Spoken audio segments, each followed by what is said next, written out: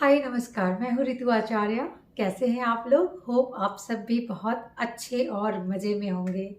जो स्टूडेंट्स हैं वो डेफिनेटली बोर्ड्स की एग्ज़ाम्स में बिज़ी होंगे और सोच रहे होंगे कि कब एग्ज़ाम ख़त्म हो और हम वेकेशन की तैयारी करें।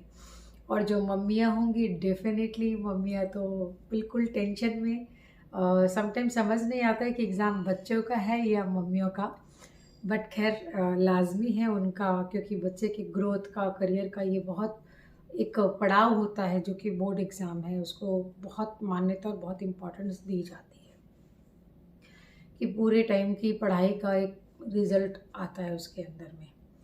सो मम्मियाँ और बच्चे दोनों अभी टेंशन में होंगे। सो मैं बच्चों को भी ऑल द बेस्ट बोलना चाहूँगी और मम्मियों को भी ऑल द बेस्ट बोलना चाहूँगी, और ये बोलना चाहूँगी कि बिल्कुल भी फ़िक्र नहीं करें। पूरे साल बच्चे ने पढ़ाई की और हर कोई अपना 100% ही देता है। सो जस्ट बिलीव देम और उनके साथ खड़े रहिए। Marks doesn't matter to some time कि उसको 100% ही आना चाहिए, ऐसा कोई भी ज़रूरी नहीं है। बाकी की क्या क्या चीज़ों में वो अच्छा है, मैं इस मुद्दे पर और इस चर्चे पे आपके साथ अभी बात करना चाहूँगी। तो जैसा कि आप लोगों को पता है कि मैं ऋतु आचार्य हूँ, और जैसा कि मुझे पता है कि अभी तक आप लोगों ने मेरे चैनल को सब्सक्राइब नहीं किया है, तो प्लीज़ सब्सक्राइब कर लीजिए और बेल आइकन को दबा दीजिए ताकि हमारे आने वाली वीडियोस आपको पता चले कि हम किस टॉपिक पे आ रहे हैं, किस इस पे आ रहे हैं। आज मेरा सवाल और मेरी जो बातें हैं वो बड़ी नॉर्मल सी बातें हैं, बड़ी आम सी बातें हैं, जो कि हर एक औरत फील करती है। मेरा एक सवाल है आप लोगों से, हाउस वाइफ और working women, what is the different to them? They are equal? This is my question. They are equal और दे आर डिफरेंट?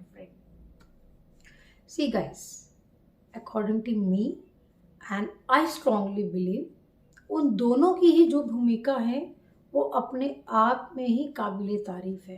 काबिले तारीफ तो सबसे पहली बात ये है कि औरत ही होना। सो मैं कभी कभी खुद पे बहुत प्राउड फील करती हूँ कि मैं एज इन वुमेन मेरा जन्म हुआ है। मैं बहुत सारे रिश्तों को समझ पा रही हूँ, उसकी गहराई को समझ सकती हूँ, उस फीलिंग को फील कर सकती हूँ।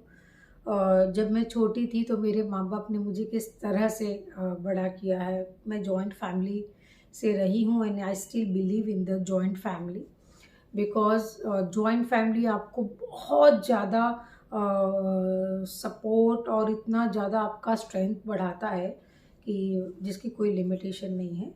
क्योंकि अगर 4-6 लोग हैं तो आप 4-6 लोगों से अलग अलग चीज़ें सीखते हो। आपके अंदर नॉलेज, ज्ञान बढ़ता ही बढ़ता जाता है। हाँ, मैं क्या बात कर रही थी कि औरत होने पे मुझे गर्व है, नाज है, और मैं अगले जन्म में भी टू बी ऑनेस्ट औरत ही बनना चाहूँगी। क्योंकि इसमें जो सुकून है, पहले बेटी बनी, फिर सिस्टर बनी मैं, फिर मैं किसी की लाइफ में उसकी वाइफ बनी, उसके बाद मैं माँ बनी, थोड़े टाइम बाद मैं भी सासू माँ बनूँगी। तो ये जो एक ब्यूटीफुल सा जर्नी है ना औरतों का, जो कि आजकल की औरत घर और बाहर दोनों मैनेज करती है। तो ये जो एक्सपीरियंस है ना, वो एक औरत होने में ही मज़ा आता है। और दूसरा, औरत होने के और भी बहुत सारे फ़ायदे हैं, बहुत सारे फ़ायदे हैं। जैसे शादी के पहले पापा हमारी हर डिमांड्स, हर छोटी-मोटी माँग को, ड्रीम्स को पूरा करते हैं। वही शादी के बाद हमारे हस्बैंड करते हैं और थोड़े टाइम के बाद हमारे बच्चे करते हैं। सो ये सारी चीज़ें और खुशियाँ एक फीमेल ही फ़ील कर सकती है, और जो कि मैं फ़ील करती हूँ। हाँ, तो मेरा सवाल था, देखो मैं कहाँ से भटक गई। ये भी एक औरतों की आदत होती है, बात कहीं शुरू करती है और ख़त्म कहीं करती है। मेरा ये सवाल था, क्या वर्किंग वुमेन और नॉन वर्किंग वुमेन क्या दोनों एक हैं? यस, अकॉर्डिंग टू मी दोनों एक हैं, क्योंकि दोनों अपनी-अपनी जगह पे संघर्ष करके बैलेंस कर रहे हैं। ज़िंदगी का मतलब क्या है? What is the meaning of the life? कि आप ज़िंदगी को कैसे बैलेंस करें। आपके ऊपर है कि आप इसको किस तरह से बैलेंस कर सकते हैं, और रिश्तों की गहराई को कैसे समझ सकते हैं, सामने वाले की मनोस्थिति कैसे समझ सकते हैं, अपने बच्चे को आप कैसे मैनेज करते हैं, अपने फैमिली के लोगों को कैसे मैनेज करते हैं, और जब शाम को आपका हस्बैंड आता है तो मुस्कुरा के कैसे हो, आपका दिन कैसा था, ये बोल के आप कैसे मैनेज करते हैं। और ट्रस्ट मी, ये सब हम औरतें ही कर सकते हैं, क्योंकि हमारे अंदर भगवान ने इतना पावर दिया है, इतना पावर दिया है। चाहे वो सहन शक्ति हो, चाहे वो बेबी को जन्म देने का हो, चाहे वो बच्चे को हर छोटी से बड़ी चीज़ें सिखाना करना। मैं ऐसा नहीं बोलूँगी कि फादर नहीं करते, डेफिनेटली फादर करते हैं साथ में, लेकिन जो योगदान हमारा रहता है, हम औरतों का रहता है, हम मम्मियों का रहता है, वो योगदान फादर का नहीं रहता है, क्योंकि फादर के दूसरे भी तरह के योगदान है। He has to go out and work. अब आप सोचेंगे कि जो काम करने वाली औरतें हैं तो क्या वो नहीं, वो भी ये चीज़ तो करती ही हैं। यही तो खासियत है हमारे भारत की महिलाओं की, हम जैसे औरतों की, कि हम घर और बाहर दोनों भी मैनेज कर लेते हैं।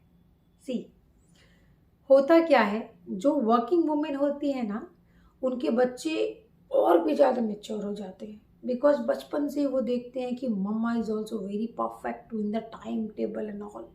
सो कुछ चीज़ें उनको सिखाना नहीं पड़ता है, वो यूं ही समझ जाते हैं, क्योंकि डेली रूटीन में देखते हैं। वो बोलते हैं ना, पहला जो हमारा गुरु होता है वो है हमारे माता और पिता। हमारे भारतीय संस्कृति में ये कहा गया कि पहला गुरु जो है वो माता पिता, दूसरे गुरु जो शिक्षक हमको जो पढ़ाते हैं, जो हमको ये करते हैं, उसके बाद सारे देवी देवता तो है ही हमारे घर में। सो कहने का वही मेरा मतलब है कि आज के ज़माने में घर संभालना भी एक आसान काम नहीं है। 4 लोग हैं और चारों लोगों की ख्वाहिशें अलग अलग हैं। सो मेरा मेन मुद्दा यही था कि एक औरत घर संभाले, एक औरत बाहर संभाले, वो दोनों में समानता ही है, दोनों में इक्वालिटी ही है। क्योंकि जिस प्रेम से, जिस पेशेंस के साथ में औरत ये काम करती है, वो काम कोई और नहीं कर सकता है। वर्किंग वुमेन को पता है कि उसको बाहर जाना है, तो उनका माइंडसेट, उनका जो घड़ी है वो उस हिसाब से ही चलता है। उनकी बॉडी, उनकी मेंटालिटी, वो सब सेट हो जाती है। बस सिर्फ डिसाइड करना है कि आपको क्या चूज किया करना है अपनी लाइफ के लिए। ना काम करना बुरी बात है, ना घर पे रहना भी बुरी बात है। वो कोई शर्म की बात नहीं है कि आप घर पे हैं, तो वो भी एक बड़ा काम ही आप कर रहे हैं। सो ये था मेरा टॉपिक, और सभी बच्चों को बहुत बहुत सारी good luck and good wishes. आज मेरा मन ऐसे ही कुछ बात करने को कर रहा था। अभी मैं एक और टॉपिक पे बात करना चाहती हूँ अपने अगले वीडियो पे। सो अब अगर अभी तक आप लोगों ने सब्सक्राइब नहीं किया तो please subscribe my channel. Thank you.